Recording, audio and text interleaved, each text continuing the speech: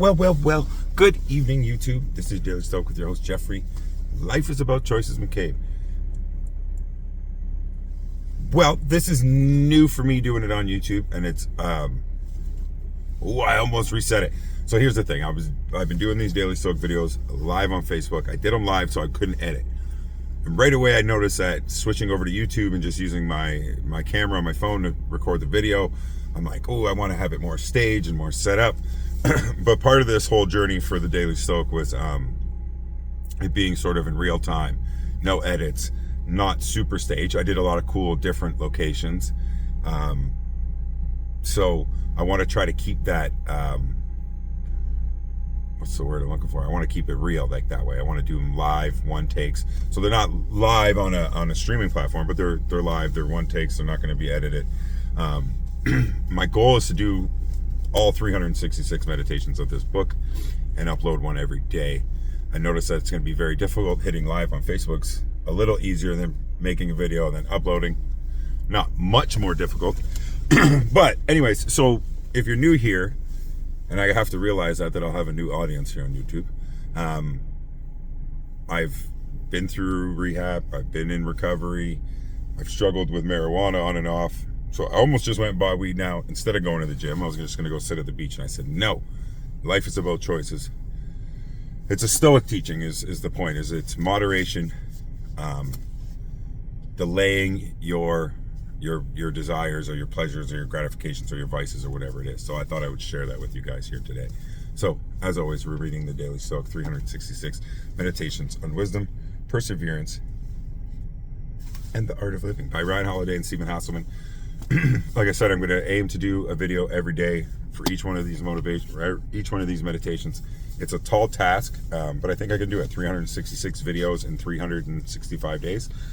I think it's possible. So let's stay tuned. It's hard. I think, you have a bad day. You don't feel like being out on camera or whatever, but I may record 4 or 5 in a row. That way I don't have to do them every day. We'll see how it goes. So if you're here for my Facebook, thanks for following me along.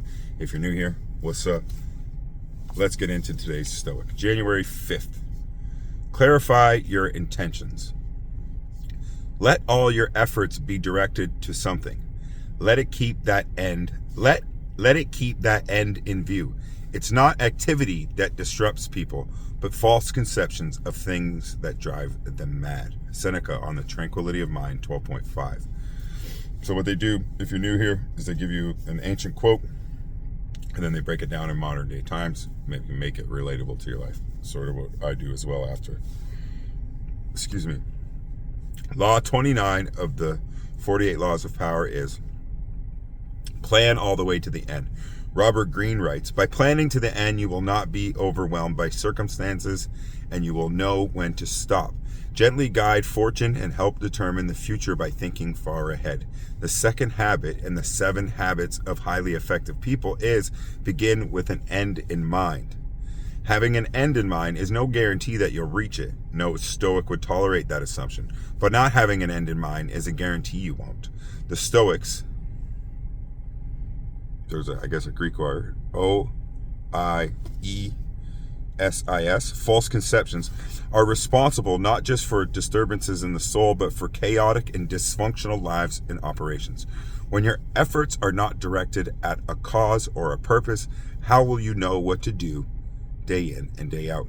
How will you know what to say, not to say, and what to say yes to? How will you know when you've had enough, when you've reached your goal, when you've gotten off track, or when you've defined what those things are? The answer is that you cannot. Also, and so, that you cannot. And so you are driven into failure, or worse, into madness by the oblivion of directionlessness. I think having an end goal is definitely an important part. I think somewhere in these coming pages there is something about big companies that do, I can't remember what it's called, but they think of all the problems that they're going to have with the new product, and then they try to do that before they release the new product, right? So you get your team, say you got a new thing rolling out in 2 weeks on a Monday or whatever, right?